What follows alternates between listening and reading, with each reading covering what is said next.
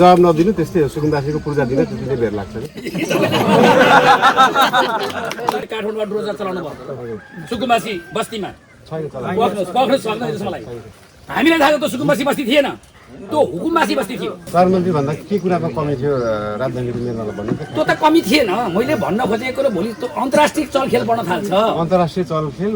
महानगरपालिकामा कति थियो भन्ने तपाईँ इमेजिन पनि गर्न सक्नुहुन्छ तपाईँ नेपाली जनताको माझमा भन्न सक्नुहुन्छ म अन्तर्राष्ट्रिय चलखेलमा कहिले जीवनमा जितिनँ भनेर भन्न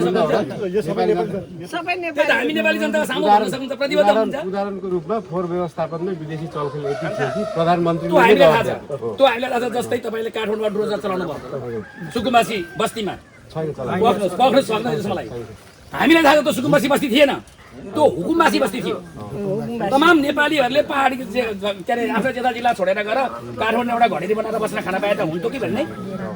हुकुमबासीहरू थिए जुन हुकुमबासी दलद्वारा सञ्चालित थिए हामीलाई थाहा छ दर्शकवृन्द बालेन शाह झापामा रहेका छन् बिहानदेखि उनी यहाँका स्थानीयहरूसँग मतदाताहरूसँग कुराकानी गरिरहेका छौँ यति बेला उनीसँग झापाका सुकुम्बासीहरू जो आफ्नो लाल पूर्जाको विषयमा बालेनलाई आफ्नो पीडा सुनाउँदैछन् छलफल गरिरहेका छन् एउटा भलाकुसारी भइरहेको छ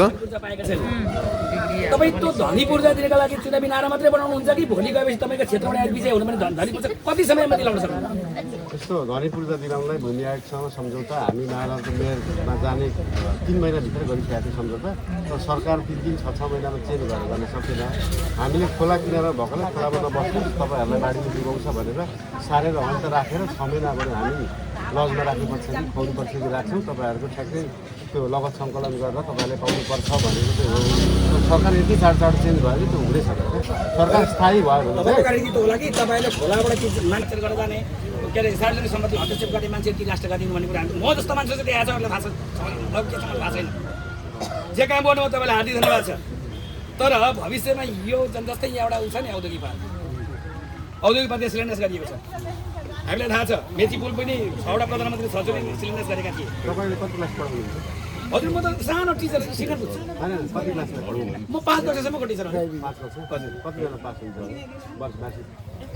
केपीओलाई थाहा छ हजुर होइन मार्क्सिट कति पास रेट कति होइन हामीलाई भनिसक्यो त प्रधानमन्त्री भएको बेलामा 52% फेल गर्ने भनेर हामी त ट्याग लागेको छ त होइन अहिले चाहिँ कति तपाईँको मात्रै तपाईँ एमबीएमा त हजुर लगभग 70 देखि 80% पास हुन्छ तपाईँको 100% पास हुन कति समय लाग्छ लाग्छ कति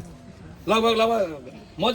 जस्तै टिचर जवाब नदिनु त्यस्तै हो सुकुम्बासीको पूर्जा दिन त्यति नै बेर लाग्छ नि